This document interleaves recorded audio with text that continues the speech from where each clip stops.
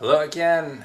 Happy holidays, Merry Christmas. I hope everyone had a chance to stop and have a little bit of quality time around this time of year.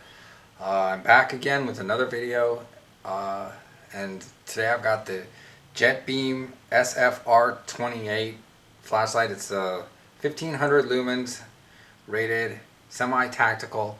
It's got a tail switch, tail clicky, and it's got the tail click and it's got a side E switch for changing modes. So the SF-R28 was sent to me for review from andrewamanda.com. That's andrew-amanda.com, and you know their name pretty much says who they are. Ha ha ha ha. But no, really, they're I've bought flashlights, several flashlights from them, you know, straight out, and I've always had a really good experience. They offer best offer. They have best offer on their site, so you don't have to wait for the sales. You can shoot your best offer and negotiate a lower price directly with them. They have free shipping, so and when they have sales, their sales are really good sales. So I'll say that for them. The SF-R28 came with two extra O-rings here, the extra rubber boot for the tail clicker, came with the lanyard, came with the USB cable, came with the instructions, operation manual, and these two cards, warranty and certificate of approval.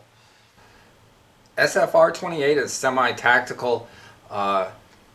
It has, of course, you switch modes with the E switch on the side, so then, you know, that's not tactical. You're fumbling back and forth rather than just purely doing all your mode changing from the tail clicky. But the fact that it has a tail clicky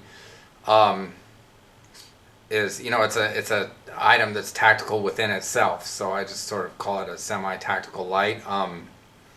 And as far as on, it kind of has a soft on. It doesn't immediately come on, and you can see here there's a, when you hear the click and then you see the light, there's a short delay. It's nothing major.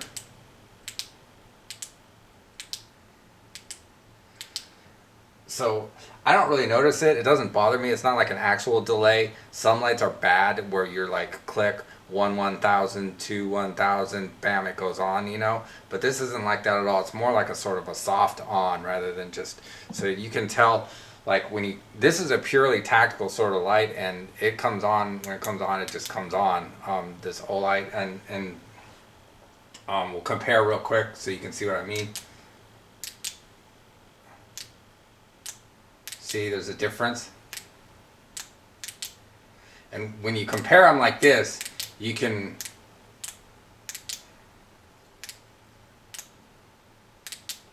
you really notice it. But when you have this alone, you don't really notice it that much at all. So, you know, it's like, you know, when you put something that's good against something that's more designed specifically to be good only in that way, then of course this one's gonna look, you know, like it's not that good, but it's just fine, really. But I think I should mention that it has a really short delay when coming on, and then it has a crenulated bezel, so when the light comes on, if you leave the light on accidentally, you can see when you set it down that the light is on. For an XHP50, and I forgot to mention there's a Cree XHP50 giving us 1600 lumens for my testing, and it's very small for an XHP50 light that gives 15 or 1600 lumens. Let's just compare it here since I have this Olight.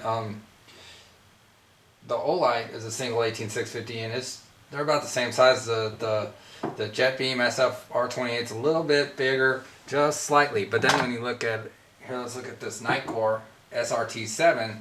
That's just slightly bigger again. So, and then one more. If you got like a sort of EDC single 18650 light, it's small compared to all of these sort of tactical sort of lights. And then this one again is different from these two. It's an XHP50, 1600 lumens. Both of these are hanging right around 1,000. So it's a significant increase in brightness, and you can see it when you're outdoors in the dark with this new Jetbeam light. Jetbeam lists this out as 1500 lumens for turbo, and then 400, down to 400, and then we get 150 and 10. And those are Jetbeam's manufacturer rated specifications, listed specs. So then when I tested, I got a little bit different numbers, and I'll give you that. For turbo, instead of 1500, I got 1600 lumens, at least a little bit over 1600 consistently with it, with this SF-R28, which is good. I got 435 for the next mode, 170 for the what would be 150 lumen mode, and then for what would be 10 lumens, I got 16 lumens, so a little bit over. So I don't know, it's a little bit of a alternative perspective on this flashlight. So I guess the good news is it does get at least 1500 lumens, and this light will step down after a minute and 30 seconds, and what will happen is it will gradually step down. It won't like just step down, but it'll start ticking down over a period of 45 seconds. So after a minute and 30 seconds, then for 45 seconds it'll just drop off until it hits about 850 lumens, and then at 850 lumens it just stops, and it'll stay there, and it'll just run forever until the battery can't take it anymore at 850 lumens. But if you click it off and click it back on again, it'll go back into the turbo and give you that 1600 actually lumens. So so it's timed. It doesn't say like how hot it is, whether I use a fan to cool the light off or not. It's still at a minute and 30 seconds starts stepping down to that 850 lumen mark. So for runtimes, I use a Samsung 30Q high drain battery, 3000 milliamp, and ran it on turbo with a cooling fan, and it stepped down after a minute and a half. It stepped down to its to that 850 or so lumen mode, and then kept running for an hour and 10 minutes before it cut off turbo. It wouldn't go back into turbo anymore, and it just would do the low mode. The low 170 lumen mode was the only mode available. That and the super ultra low, the other low mode, which is the 16 lumens. So then for an indefinite period, I'm not sure, I would assume it would continue on for a while, being able to be used in that 170 lumen mode, probably another hour, if not more. The main things I like about this light are the size to output ratio. The single 18650 light with 1600 lumens, and it doesn't have any problem. Even though it steps down, it starts to step down at 1.5 minutes. You can just click it off and back on again, and it can maintain turbo for a pretty good fair amount of time. If you compare it with other like modded lights that are 1600 lumens on a single 18650, this one this one holds its ground just fine. The cooling I like. These little fins work pretty well. Again, turbo steps down at 1.5 minutes, but you can just reset it by clicking it off and back on again, and it starts getting warm. It starts getting hot, but it's not like immediately like it's getting hot at all. You can run it on turbo a good like 5 minutes or so and still be able to use the light. So that's pretty good for a light of this size. And the design of the light I like. It's easy to use. It has a nice crenulated bezel. It's much easier to have that it has the tail clicky, so that when it's dark, I don't know how many times I've been like, I'm gonna turn my light on as soon as I can find the switch, just as soon as I can find the switch, because when you can't see and you're just feeling with your fingers, it's like, that's hard. But this is really easy just to do it like that. So the design, the semi-tactical design, yeah, it's got fairly easy UI to use. I like the reflector. It's got a nice deep orange peel reflector. It still has a little bit of the black spot in the middle, but not so much. And it's the same thing with any of these XHP50 lights that will have that.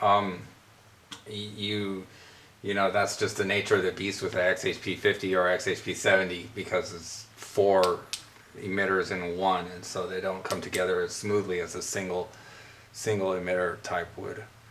You can't really see that I don't know if you can see that, but there's a little bit of a spot. But when you're looking at at the white wall, you can see it.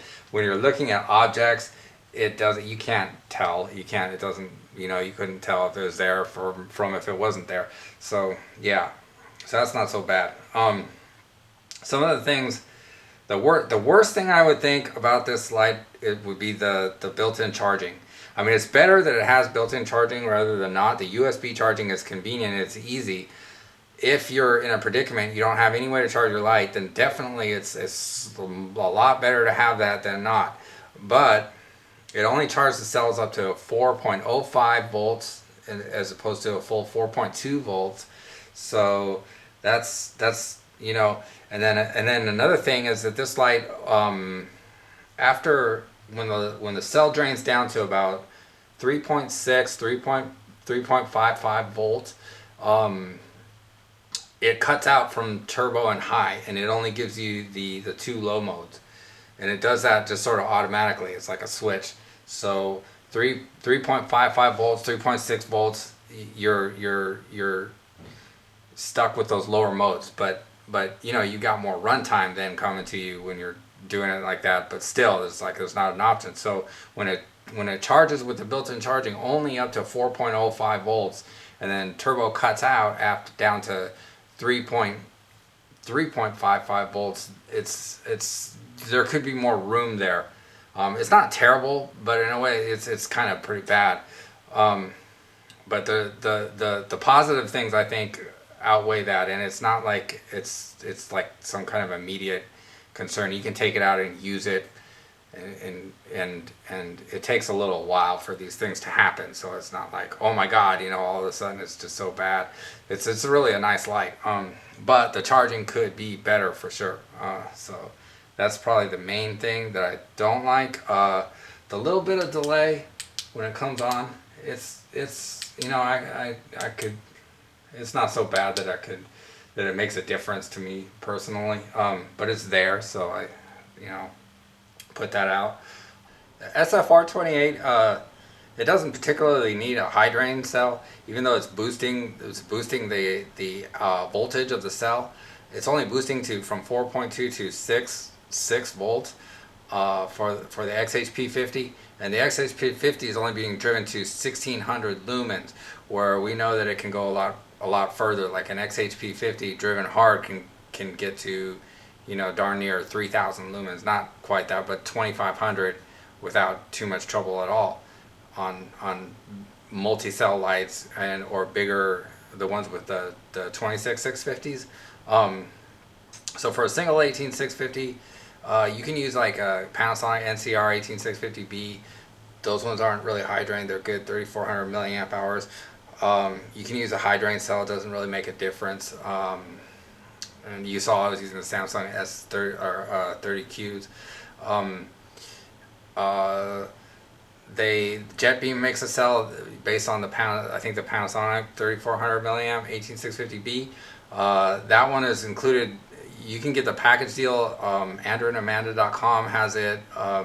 It's less than $10 more. I think it's like an extra $8 to get it with that 3400 milliamp hour Jetbeam cell. So that's, I've seen a lot worse when it comes to pricing on those cells. Not too bad at all to just get it like that. And for me, I would use probably Panasonic NCR 18650B, but I got so many different 18650s laying around that you know, any of them would be fine. Some of the older ones that might not be so great, but you don't need high drains particularly. All right, well, I think that's about it for the SF-R28, and so let's take it outside, take a look. It's really bright for a single 18650 stock light. You'll be surprised. All right, thank you for watching. Please like and subscribe. I'll have more videos for you guys soon. Bye bye.